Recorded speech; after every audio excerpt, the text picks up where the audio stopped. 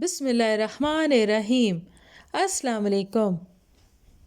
جب ابو طالب کی وفات ہوئی تو بعثت نبوی کے 10ویں سال کے آخری دن تھے اور بنو ہاشم شیب ابی طالب میں محصور رہنے کے بعد آزاد ہو چکے تھے۔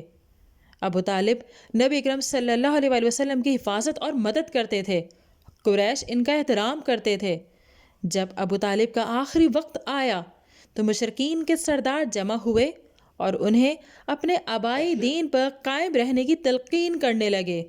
وہ انہیں اسلام سے روکتے ہوئے کہتے، کیا تو عبد المطلب کے دین سے پھر جانا چاہتا ہے؟ دوسری طرف نبی اکرم صلی اللہ علیہ وسلم ان پر اسلام پیش کرتے ہوئے فرماتے، آپ لا الہ الا اللہ کا اقرار کر لیجئے، میں قیامت کے دن آپ کے ایمان کی گواہی دوں گا۔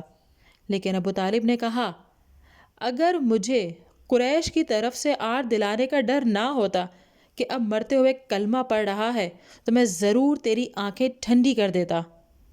اس وقت یہ آیت نازل ہوئی، اے نبی، بے شک جسے آپ چاہیں ہدایت نہیں دے سکتے بلکہ اللہ ہی جسے چاہے ہدایت دیتا ہے اور وہ ہدایت پانے والوں کو خوب جانتا ہے۔ معلوم ہوتا ہے جاہلیت کے نظریات ابو طالب کے ذہن میں پختہ تھے اور اس بڑھاپے کی حالت میں اپنے آبائی دین اور فکر کو تبدیل کرنا ان کے لیے ممکن نہ تھا، اور ان کے ساتھی بھی اس وقت پاس تھے۔ وہ اس بات سے خوفزدہ تھے کہ اگر لوگوں تک ابو طالب کے اسلام کی خبر پہنچ گئی تو وہ بھی دائرہ اسلام میں داخل ہو سکتے ہیں۔ بعثت نبوی کے 10ویں سال ام المومنین حضرت خدیجہ رضی اللہ تعالی عنہا بھی وفات پا گئیں، اور یہ وہی سال تھا جب ابو طالب فوت ہوئے۔ ابو طالب اور حضرت خدیجہ رضی اللہ تعالی عنہا کی یکے بعد دیگرے وفات کے بعد آپ صلی اللہ علیہ وسلم پر دکھ اور غم کے پہاڑ ٹوٹ پڑے۔ در حقیقت دعوتی مشکلات میں یہ دونوں نبی اکرم صلی اللہ علیہ وسلم کے لیے مضبوط ستونوں کی حیثیت رکھتے تھے جن پر آپ اعتماد کرتے تھے۔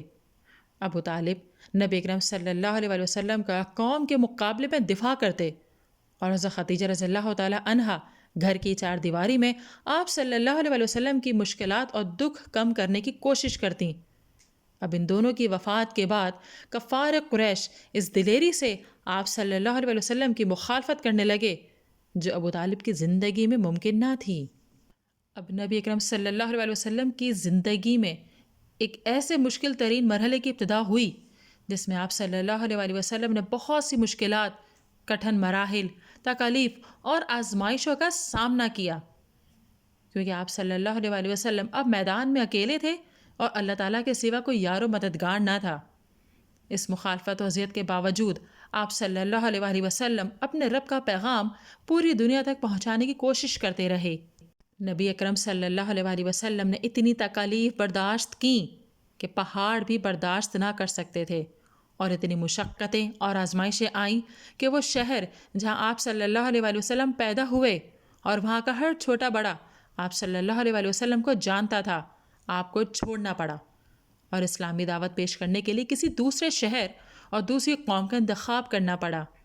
یہی سوچتے ہوئے آپ صلی اللہ علیہ وسلم مکہ کے قریب ترین شہر طائف کی طرف نکلے کہ ہو سکتا ہے وہ دعوت دین قبول کر لیں اور کچھ داد رسی بھی ہو سکے۔